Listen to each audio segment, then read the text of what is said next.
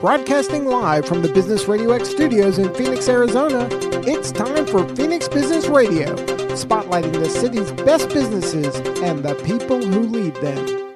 Hello and welcome to Phoenix Business Radio, broadcasting live from the Max 6 Entrepreneurial Center right here in Tempe, Arizona, where we help build businesses and connect you with the right people. These are the right people sitting here with me today for sure. We are excited to introduce you to the team at ReNew Infusions. Without further ado, let me introduce our crew. We have Adh Gentile. Good morning. Did I do that right? Gentile, but that's okay. I knew I go by multiple versions. Gentile, Erica, CFO for ReNew Infusions. Welcome. Happy to have you here. Thank you. We also have Kamee Witts, who is the RN and owner. Welcome. Thank you. Glad to be here. And Melissa German, COO. Welcome. Thank you. And marketing guru, too. Yes, I am. Playing both roles. I know Yes. with any startup, you wear multiple hats. So let's talk about, first of all, what is or who is ReNew Infusions? And I would love to hear the backstory and all that good stuff. So who would like to kick it off for us? I'll do it. I've been a nurse for over 20 years, and a lot of it was in ER. And so I ran into my fair share of patients suffering from mental illness. And I felt like the opportunities that we had to give them for resources were kind of slim to none. It was always very frustrating for me, and I had a big passion for it. I have family members that have suffered from mental illnesses and challenges. So Melissa and I were, I think, talking one day, and I was telling her I just was kind of tired of corporate America and working for a large company, and really had this desire to own my own business. And we were like, maybe wellness, maybe something. And Infusions kind of came about with a family member of mine that was having some struggles with PTSD. And I came across ketamine infusions as an option for her. And I was very familiar with ketamine infusions because we gave them to kids all the time in the ER to sedate them for a short period of time. So I'm like, well, I know it's safe for kids. And so I started doing my homework, and it ultimately saved her life at the time and made her feel a whole lot better. And then I'm like, hey, Melissa, instead of us just doing like a wellness spa, can we do this? And will you help me with it? Because there's stuff I know I'm terrible at. And then I'm like, hey, Erica, can you help with a business plan? Can you do the other stuff I'm terrible at? So I picked my two strongest ladies that do amazing things that I can't do. And we did it all together. So it's been about I think we're going on 3 years now. Yeah. 3 years with the business having been opened, but how long before that did it take to kind of bring it all to fruition? It was actually a 6-month startup. Wow, that's not long we at all. kind of just all started living together. It seemed like it was like we were just going over to each other's houses. You do this, you do that, I'll do this. And just meeting and putting together business plans and how do we market, how do we fund, where do you find a place, and it just was kind of like a perfect storm of great things that happened that just kind of aligned, and then it just worked out. Heads down for 6 months, and then bam, we're open for business. That's incredible. Yeah. And so when you talk about your ER experience, I had an ER experience with a loved one. I've had a handful around mental health. And I remember with one kiddo, did all the vitals, did an EKG to make sure it wasn't something physical. And then when it came down for the conversation around, do you have suicidal ideation and what kind of help do you need? The kiddo didn't really know. He was a teenager. I was there to support. And literally all we got was a packet, which was about 15 pages long of local resources. I was beside myself. I could have found that on the internet, and it gave us zero guidance. I was really frustrated by that experience. And I don't know if that's similar to what you've seen. And then to try to find mental health professionals beyond that for not only this kiddo, but several people in my life. It's been challenging. I know we've talked about this before. It's why I went on to become a trauma guide myself, because we need more resources. I remember reading your bio and your information about your company. There is such a deficit in this area. So I'm pleased to hear what you're doing and doing it here local. And I can't wait to get over there and get to know the staff and people more. Yeah. And I would say not only is there a deficit, but there's a stigma that comes along with it. And that's one thing that we're passionate about trying to break through, is getting rid of the stigma of, mental health, because historically you have this vision of mental health and, the person's a complete train wreck. But I mean, you're walking past people on the street and in the grocery store who you don't know it because you can't physically see mental health, right? Mental health, it comes in all different forms and faces. And I think part of why there's historically been that lack of resources for those who are suffering with it is because there's been that stigma, right? And people don't want to address it and don't want to bring it up and don't want to admit to it. I mean, there's certain professions that when you admit you have a mental health challenge, you risk losing your job. And so that's one of the things that we'd like to help break through is getting rid of that stigma and seeing it as, mental health challenges really are no bigger of an issue or different of an issue than, somebody who's suffering with other medical conditions, whether it's allergies or, diabetes or something like that. It's just a different type of health issue. And we wouldn't ignore diabetes. We might ignore allergies, but if they're severe, we wouldn't. But we wouldn't ignore diabetes. You have no choice but to deal with it. And same thing with any other ailment or disease or situation. So why do we continue to make this so taboo when it's prevalent? Yeah, for sure. I was going to say about kind of to tag on about the stigma part. One of the things that we hit really early on and was very apparent was we were going to have to do a lot of education because when you hear the word ketamine, you kind of you get some interesting looks from even providers. When we first started, we were like, we will partner with other psychiatric offices, primary care offices, and they're like, they had not even heard of it as an option. Like it's a anesthetic medication, right? And it has been a drug of abuse in the past. So it has a huge stigma just attached to that alone. And so the challenge for us has been to educate our community and say, no, this is a really safe and viable option for people that are suffering from PTSD, depression, anxiety, suicidal ideation, obsessive compulsive disorder, and chronic pain. It goes on and on. But then for the first thing, so maybe they're desperate and wanting to reach out to us, but then they've had family members saying, well, I saw on the internet or, I remember in high school or, that whole stigma attached to it. So there's been a ton of education, but we have seen a really beautiful shift in it. And I think we can thank COVID for that. And in a way, we used that opportunity to educate people during that time when they were coming to our office and we were doing supportive care at that time. And people were suffering, obviously, at that time. So we really used that to empower people and say, here's some good resources. Here's some really good data about how it's saving people's lives, how people could be suicidal. And like you said, going to the ER is can be a traumatic experience for anybody, right? Let alone if you're in that space where you really feel not comfortable inside your own head. And to be kind of stigmatized even by maybe the staff, right? And they're like, I don't know what to do with you. And I mean, I would have patients that would be sitting in, we'd be watching and sitting for 2 days. And all we had was, Ativan or something to give them and just wait until they all of a sudden said they felt better or send them somewhere else. What is that too? Yeah. It was so frustrating to see that we were making the problem worse. And so what we wanted to create was something that was like, well, if you could avoid that hospital stay, that psychiatric hospital stay, if you could empower the patient and the families to be like, this might be a way to get you through that really tough slump so that you can see things from a new perspective, then maybe we've got something here. And it's been quite a remarkable experience that I'm so grateful that we just get to see patients telling us what they've experienced. And we don't want to be, just putting a Band-Aid on the problem, right? We want to work with our patients and help them try to manage it going forward. That's why part of our long-term vision is, right now, we started out with ketamine infusions, added in vitamin infusions because that's part of the wellness.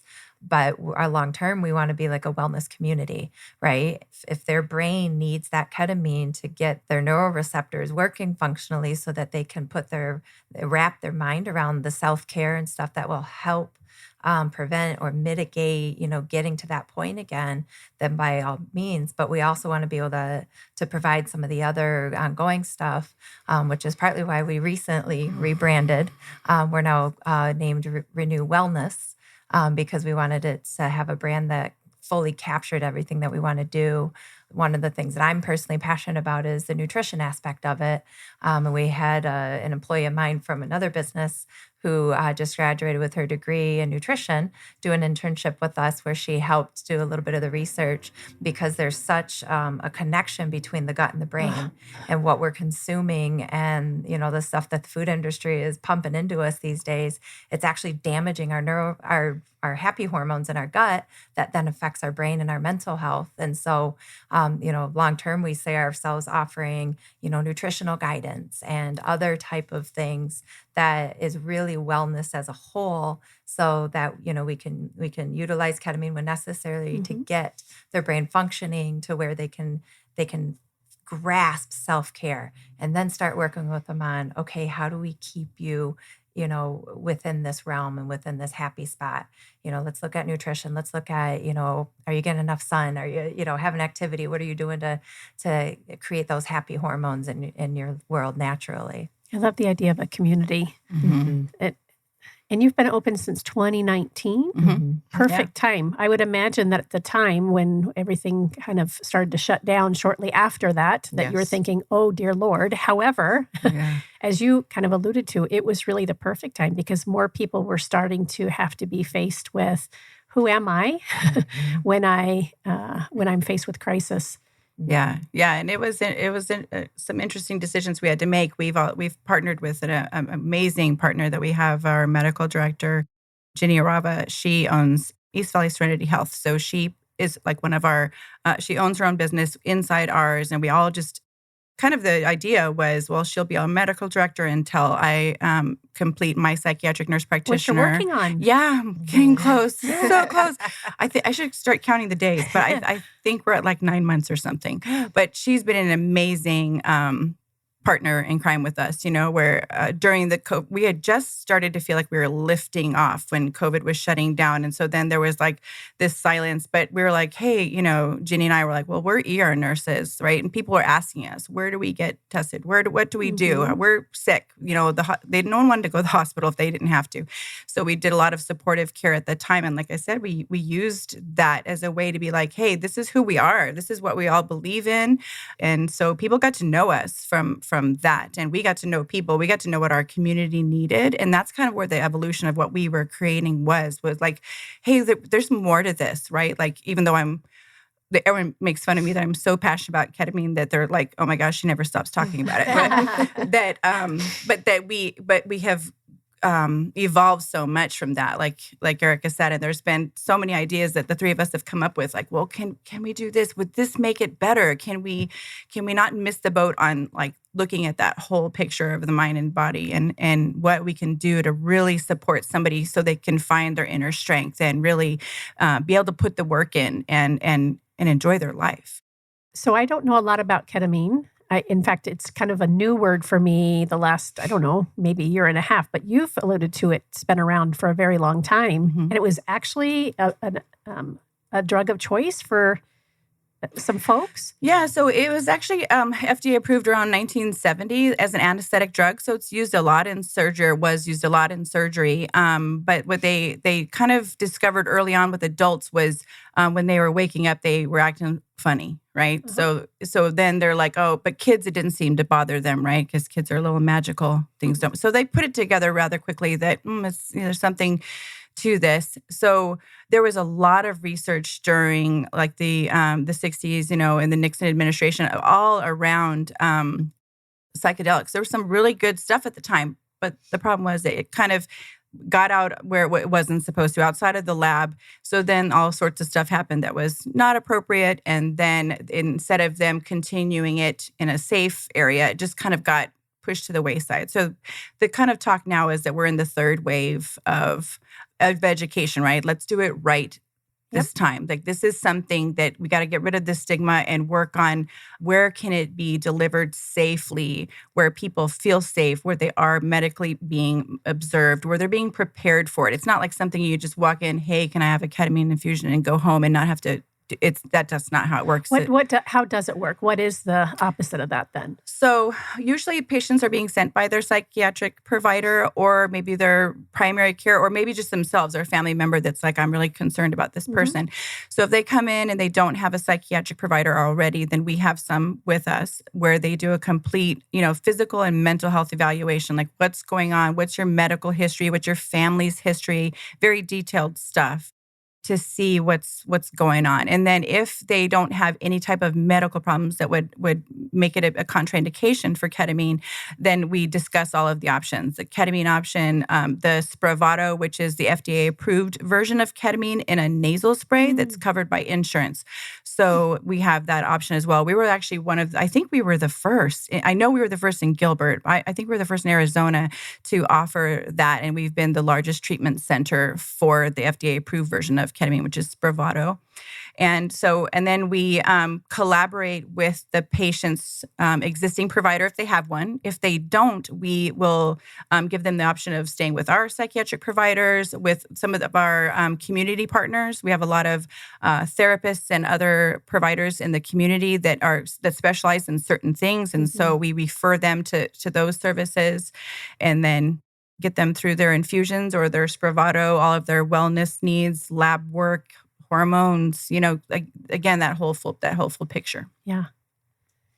I'm curious, Melissa, right? Yes. I'm curious when Kamee came to you and said, hey, I'm thinking about this idea. What was the first reaction? Oh no. Yeah. Here she goes. First of all, I was like, what is ketamine? Right. Well, we just defined that. Yeah. So she actually filled me in on that. And I said, wow, sure. I was in real estate at the time. I've been a real estate agent, had my own business for years, about 17 years now. So I started to do it and it was just a part-time thing. I was like, okay, well, I'll help you with the operations part, the marketing, because I had done marketing before for real estate. And I started doing it and I started to see the difference that it made. And let me just tell you, the rewarding part of the job is way more than what it was in real estate. I mean, real estate, it's pretty rewarding. I get to help families find homes. Their biggest purchase. It is, yeah. And it was always rewarding. But man, I got to tell you, this last 3 years, the things that I have seen are truly amazing. Patients coming in suicidal, having a ketamine infusion and leaving non-suicidal is like, it's an amazing literally thing. Life-changing. It is, yeah. Is it something that people would do more than once likely, or is it sometimes a one-time thing? It can be a one-time thing. The studies showed that that's more of a short-term thing. So the protocol now that a lot of us across the country have decided on, right, is that there's what we call an induction series of 6 of them. The goal is to get about 6 of them in about a 3 to 4 week time frame that's kind of tapered based on a lot of different factors. But then it's not a one-size-fits-most, right? The way that one person will deal with it and another is, and then what's going on with their brain, if they're bipolar, if they have PTSD, if they have anxiety, all those things that add to it, the more they may need. Or trauma is a big one. Some people, like I tell them, the 6 infusions over that time frame came from, Yale studies and places all over, the National Institute of Mental Health. But in the real world, depending on what all the factors are going on in their brain, but essentially what we explain to patients is that it's actually causing like a massive reset in your brain. It's like brain fertilizer. So even though the ketamine comes and goes really quickly, it's kind of causing this like cascade of brain fertilizer, right? So that your neurotransmitters can communicate better. So it can lift that mood. It can make those negative thought loops kind of just get out of the way so that they can see things differently. Like Melissa said, I mean, we have so many amazing stories. We have a really cool wall of hope, and people are just like, I don't know, I see things differently, or something that was traumatic. Like we explained, we're not removing your memories, right? We can't do that. They're a part of you. They're not who you are. So it's a way to what has been kind of the common theme is, well, you can put those traumatic feelings and thoughts on a shelf or in a locked box in your mind, wherever you want to put it. You kind of get to decide and go inside your own mind and figure out what to do with it. But with guidance now, and we have some professionals that will help patients through the infusions, they can talk through it so that if they felt stuck and It's like they know all the advice they've been given by therapists and things, right? But they physically and mentally couldn't apply what was being told, what they were being taught. Now they can, because the ketamine allows their mind to kind of open to some new possibilities and kind of get rid of some of the ego that you've built over your life, and you can kind of re-blossom and see things from a new perspective. It sounds like it's so on such a much faster pace than the therapies that I've been involved in. I remember years ago when my oldest two now they're in the late 20s, were really young, having postpartum depression. And I was in counseling every week for, I want to say 2 years. And I'm grateful for the counselor and for those experiences. Yet, wow, wouldn't that have been potentially quite more effective and certainly a lot faster than what I had gone through. And I'm not quite sure that we ever even really got to the root of some of the challenges, because with other traumatic experiences and some of the crisis that I've experienced as of late, it all came back again. I wonder if something like ketamine therapy would have helped me have a little bit stronger, more stability going through those experiences. Yeah, I kind of say it's like helping you to build resilience. Or the analogy I use with a lot of patients is like, for obvious reasons, if you've had a traumatic event or events, right? Or just have organic depression that you just were given, right? Or severe anxiety, sometimes those defense mechanisms that are built in are like, no matter how bad you want to feel better, you try, no matter what all your intentions are, you might still struggle. But ketamine opens like new doors and windows in your mind, is the way I kind of describe it. Like parts that you just really didn't even have an idea that you had access to. Because it's not a magic bullet, right? It's a matter of like people being like, oh, I knew that. It was in there somewhere, and they're kind of figuring it out on their own, or with our guidance and help, or with our professionals that are, trained in assisting people through these journeys, where they're just like, I don't know, I just see it differently. Or they're seeing things now that they never saw. Trees that look like trees now with leaves on them. They're not big gray blobs, or, we've had some amazing analogies of people saying they felt like one woman, I just love it. She said, I used to feel like I was on a little floaty in the middle of the ocean, like one of those really sad little tiny floaties in the middle of an ocean. And she's like, now I feel like I have like a boat, like I can manage whatever's coming my way, Tell me about insurance. Is this covered by insurance, or does it depend on the insurance? How does insurance play a role in here? It really, as far as the ketamine goes, those infusions are not covered by insurance, but we do have the Spravato that is covered by insurance. The nasal spray. Yes. Yeah. And we are contracted with many insurance companies. So we are now doing, like she said, we have psychiatric nurse practitioners. We're doing full mental health evaluations and coming up with other options as well that is good for the patient to do. Like she was saying, overall wellness is our goal. Yeah, and actually what we've heard, the shift that we are seeing, because we are very frustrated, of course, that this are not covered by insurances, right? So it doesn't leave it open to the masses. Where Spravato came in, we were grateful, right? So if somebody has commercial insurance and they have this option now that can be way less out of pocket for them. But what we have started to see a shift, though, in insurance companies that we're kind of excited about is I think they're starting to figure it out. They're like, well, if they're doing this Spravato and they're seeing some of these stories, right? And they're seeing all of this data coming out, that if we give the patients a super bill, we just got one the other day where the patient was so grateful. They're like, oh my gosh, my insurance company gave me back all of the money that they had put forward. So they were able to be reimbursed. So it's definitely not there yet. And we tell patients that, but we're like, we will provide you with this information. We'll give your insurance company all of the documentation to support that it was the right decision for you, that, that it really did change your life, that it was a life-saving measure. And we're making headway. Nowhere near where we need to be, but we are getting there. And it sounds like you've alluded to a couple of times that there's not necessarily a collaborative, but more providers nationwide that are having conversations and trying to elevate and educate, which is nice because you're not doing this alone. No, we actually go to conferences every year. We're going in a couple of weeks actually to Austin, Texas, because there's a annual association of ketamine practitioners that we meet with every year across the country and the globe. Actually, people come from all different parts of the world to come to this conference where we talk about best practices, policies around it, procedures around it, safety measures, everything, and share ideas and best practices too. Nice. What other services do you offer? We talked about the ketamine infusions. We talked about Spravato. We talked a little bit around the nutrition. And have we talked yet about the IV vitamins? Is that part of what you offer as well? Yeah, so we do IV vitamins. We do NAD, which is a great one and pretty popular.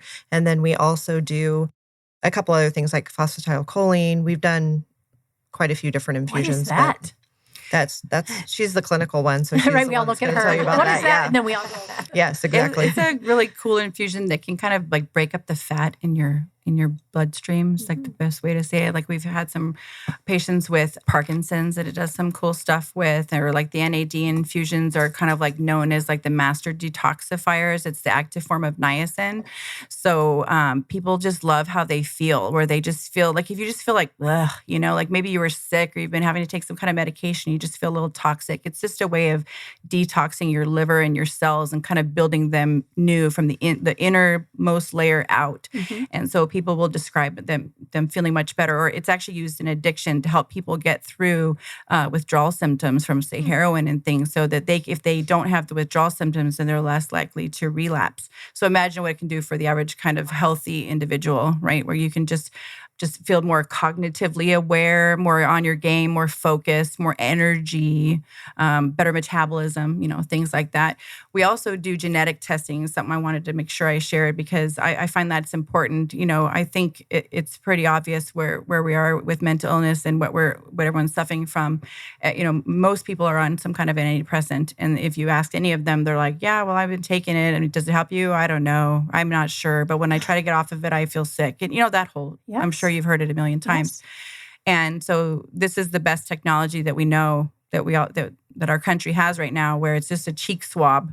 A lot of insurances cover a good majority of it, and it will give us a picture. It's not this straightforward, that's the end all be all, but it will give the practitioner and the patient some guidance like, oh, maybe Zoloft, your body doesn't like it, but it maybe this person's body does, right? How do you break it down? So if you break it down correctly, you can use it right? But if it just builds up and you're a ultra rapid metabolizer or a poor metabolizer, you can see how that would affect you different than me if I took the same medication you were taking. So it's kind of like the only indoor picture we have, right, of inside that person's body that will it or will it not work. So it's gene site testing that we do at the office.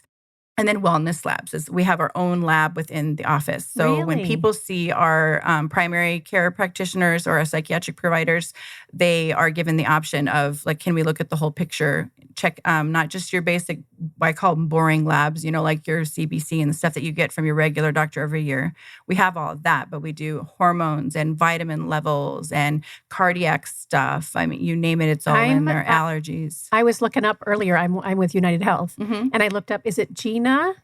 Or Jenny, yes. And so she is listed on United Healthcare. Yeah. And you're speaking my language because I need to make sure my hormones are where they need to be. I had a total hysterectomy years ago, and I'm just doing some natural supplements, but things are starting to shift for me. So I need to establish a new PCP. So I'm ecstatic. She's very popular. Everyone loves her. She's great at what she does. And again, it's for me, what I'm hearing it sounds like a one-stop opportunity to come and say, this is how and when I feel great. This is where I'm not sure, nutritionally, hormonally, everything, mentally. This is an opportunity to have a support team to get me where I need to be. Yes. And when we can get a large enough facility, we'll also throw in some physically stuff like yoga and meditation. Yes. That's our goal. That's part of the wellness community. Yes. That's part of our long-term vision. For sure. Wow. I'm ecstatic. Tell me, about ADHD treatments. Have we talked about that both for adult and children? Yeah. So we just branched out into that not too long ago. We have an amazing psychiatric nurse practitioner that has a lot of experience with kids. And there, again, is a need there where you can see on Facebook every day where someone's like, I'm waiting for months to get in to see a provider. So we've been trying to build kind of like certain, clinic days that are around the provider that can really focus on our ADHD kids or adults too, right? A lot of adults have gone through their whole life being told that they're anxious or that they just, can't hold down a job or that, whatever. And it really has stemmed down to being the ADHD is kind of the main source. Yep. And if you can take care of that, you can get rid of the anxiety. You can be productive, so that whole working around that stigma around that. But yeah, we see kids, as little as needed all the way up for any kind of ADHD treatment. Again, that gene site testing coming in because these kiddos are, they're new, right? We don't want to just throw medications at them and go, let's try 15 of them until we find what works. Yes. Why do that? That's how it's been done for years. Yeah. And so, and meanwhile, for those, 6 weeks that they're in between the doctor's appointments, either tanking or the vast experiences that people have until they find the right dosage and the right medication, the cheek swab could certainly accelerate the success. They get to know maybe, that this one might be a good start. Plus, there's also supplements that we have really grown to really educate ourselves on so that we can educate our patients. And, maybe you've already tried some or you've tried some for your kid and you feel like it's not the right choice for them, so we have a lot of great supplement options as well for people where they can try that route first and see if that's something that works for them as well to support them there. I don't know what other questions to ask. I just want to go. And I know you said to me when we first spoke on the phone, just come and see us. And I'm like, well, you come see me first. You'll love it. So thank you for that. And now I'm for sure coming. Had planned to do that anyway. Can you talk a little bit about your facility? What do you love about it? And what does it feel like for those of us for, first time experiences? Yeah, it feels like home. That's probably the one thing that our patients tell us all the time. When we started the business, our goal was to not make it feel like another psychiatrist's office or, medical. We want it to feel more like home. Each of our infusion rooms have their dark, dim lights. We have TVs in each room with relaxing music playing, videos of different places, traveling places. And we have headphones in each room for the patients. We have blankets. It's just comfy. Yes, and that's what they tell us. If it wasn't for the medical equipment, you would think it's almost like a spa, like you're going there to get a facial or a massage or something because of the tranquil feel that they've designed it with. And you're located in Gilbert. And what's the crossroads? We're just off the 60 freeway in between Bell Vista and Greenfield. Are you happy the 60 opened back up again? Oh, yes, I know. As I was coming today, I did drop my son off for wrestling practice now that it's summer, but I came a different way and I was happy to see the 60 was back open. So how can we help spread the word when you look at growing and you talk about the yoga room eventually and meditation, which, by the way, I'd love to be part of that with you. Who else do you need to connect with? How can we spread the word? We talked about the education piece. When you sit in your meetings and your brainstorming, how can we help put the word out about what you're doing and who do you need to get in front of to grow? The thing I'm thinking that we've tried to do and I think has worked well, but is if providers are hearing this, right? Maybe they're hearing your show or they've watched something on the news that mentioned ketamine or Spravato, right? But they're like, they don't know enough to feel comfortable to just send people. We always tell providers, we, instead of just, we have a referral form if they want to go that route, but if they really want to be kind of invested in what they're sending their patient to and they really want to do collaborative care, that we are all about it. So they can call us, set up a time and just do like a quick walkthrough of our facility to kind of see how's the process. Coming up on, is it June 1st? Like that we're having an open house for providers only where they can come and see. So like say your primary care office, right? Where they're equally frustrated as you and I about the lack of mental health care and wanting to know what do I do when my patient is severely depressed and don't know if they have 6 to 9, 10 weeks to, before something kicks in, they can come to our open house and check it out and see the referral process, and that we'll, give you back your patient. We'll tell you how they're doing with their, we do assessment scores, so like how their depression was, how bad their depression was at the beginning and how it nicely went down during the treatments, and sharing the notes and things like that. So we're all about, I think that's the biggest thing that we're trying to find is how do we get out the word out about more collaborative efforts that to make this be a kind of a community approach and a community vision. I love it. Who else collaboratively? I would even think loved ones. Yeah. Right? Yes. Because the thing to remember with mental health is it doesn't affect just the patient, it affects everybody in their world, right? If you've ever had somebody that you love that was part of your close circle going through something, it affects your life too. Yep. And so, it's not just practitioners that can come tour it, people who have loved ones that are experiencing it, come tour it first, right? And then try to get the person to come in. And the nice part, because we are a wellness community, and we've had this before where patients will come in for a vitamin IV, and really they were coming in to feel it out for the mental health treatments. Yep.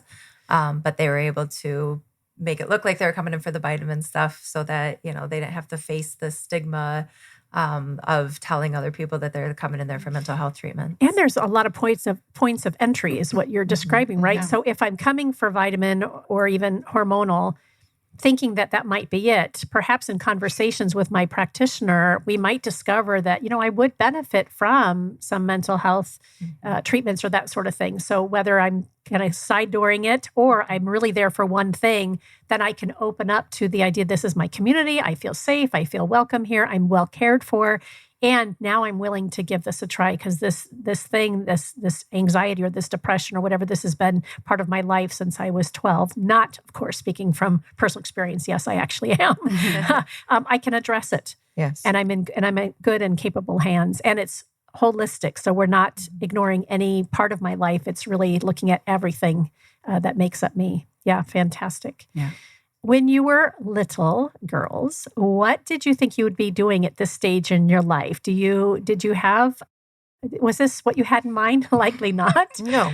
Melissa, how about for you? When you were little, do you remember what you wanted to grow up to do? Was it real estate? It wasn't. It was marine biologist. That was always the thing that I wanted to do. But the biology comes into play here. I guess so, yeah. Yeah, but no, I definitely didn't imagine when I got my real estate license and started that business, I realized that being a business owner is something that I wanted to do. And I found that niche that I just really loved until I started doing this. Now I pretty much live at the office. So I don't really do much real estate anymore. Yeah. Just because I've found this to be so much more rewarding and I just love the patients. And I try to be face-to-face with the patients as much as I can. Oh, you do? Even in your role? I do. I used to be a lot more. And I really do miss it a lot of the time because now I'm really focused just on the business part. We have so much staff that managing all that. Yeah, we're not really the face anymore. We're kind of in the back, but we do have patients that have been with us since the beginning that I'll see all the time in the hall or whatever. And so it's kind of nice to have that relationship. Very good. Yeah, I was going to say one thing I have to say before I forget that she just said was when it was just us. So Erica has always been there with us since the beginning, helping us with, the business and the money aspect and all of that. Melissa and I lived there and we're doing it together. And we were saying how the other day when we're now in the growing pains of it, right? And where we're like, but when we get staff, like, how are we going to know that they're going to care about it as much as we do? Like that was a huge control thing for us, right? Yes. Like they're not going to love the patients as much as we do, they right? Do, though. And we were just saying the other day, she was telling our team about how incredibly grateful we are because they are just remarkable people that have just kind of fallen in our laps too. It's like the planets aligned with that also. And amazing nurses, amazing practitioners, amazing medical assistants that are nursing students, just so many incredible people that have helped us be successful and become the faces of our vision and our love. And they've really taken that. so that you can focus on growth and business management and all that aspect while others are caring for your patients, but not feeling like anything's lost on you. Daryl, my producer, who's here with us today, has been with us in June 7th, I think. It'll be a full year. And the same thing, this is my first full-time employee, and I'm not here often anymore unless I'm doing a show. And my clients love him more than they love me, which is a great thing, right? I mean, that's what you want. Well, of course it's what I want, right? So the pride that he has and the joy for the success that we have is everything. So kudos to you. And you're quite a bit larger than I am. It's just Daryl and I, but that's great to hear. So when you were young, what did you hope? Did you want to be a nurse? Yes. Yeah. There's pictures of me when I was like 5 wearing nurse outfits. I just was born knowing that's what I wanted to do. It's the only profession I've ever done. Yeah. I went straight out of high school right into it, being a CNA and going to nursing school. So it's always what I wanted to do. Owning a business, no. My dad owned a business when I was a kid, and I remember thinking he was crazy. The challenges that was faced with that. But it's like as I evolved and got older and was like, well, if I had a business, I could do things the way I really felt strongly about. And so, yeah, I think I'm right where I wanted to be. So good. And how about you? I had no clue. I still don't know what I want to do. And how great is it? We finally can accept the fact that we don't have to know. We can keep ebbing and flowing and figuring it out. Exactly. I mean, I knew that, ever since I was before legal working age, I knew that I wanted to work and I wanted to, make money and that kind of stuff. And ever since I was 16, I always carried at least 2 jobs, and I liked to kind of have my hands in different pots. And that's kind of what I do now. I don't know, my attention for careers is kind of like, I want to do this one and I want to do that one and I want to do this. Like even the 3 things I'm in now, I'm in completely different industries. Are you really doing 3 different things? Yeah. So she's an overachiever. Yeah. So my full-time job is I'm the director of sales for a local document management company called ICM Document Solutions. We do scanning and document management software solutions. And then for the past 11-ish years, I've owned a kids resale store in Gilbert called Kid to Kid, where we buy and sell. How about that? Sure. Yeah. So, and then, for the past 3 years being part of this, and partly because of the clinic, but partly because of just focusing on my own wellness over the last few years, I've really gotten passionate about the nutritional aspect of things. So I am debating, do I want to go back and, learn the true medical reasoning behind why this particular food helps you when you're deficient here. And it's fascinating, isn't it? Probably the last maybe 6 years, but more so seriously the last 3 years, I've gotten really serious about taking care of myself nutritionally, and the difference that it makes is phenomenal. And now I used to be a self-proclaimed fast food junkie. I still do like an occasional, McDonald's fry or the whole bag.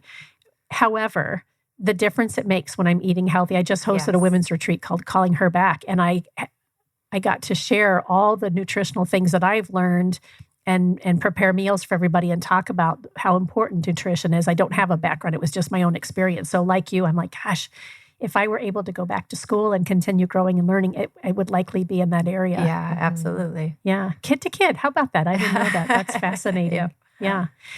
So as you've become partners in this particular business, and some of you have owned businesses before, what advice would you have for somebody starting out or for a team starting out? Because I think it's slightly different between a solopreneur like myself. I have had other businesses with partners, and this one I came in going, I'll never have a partner again. But you give me hope. So any just business advice as a startup, what would you recommend that people focus on or keep in mind as they launch their business?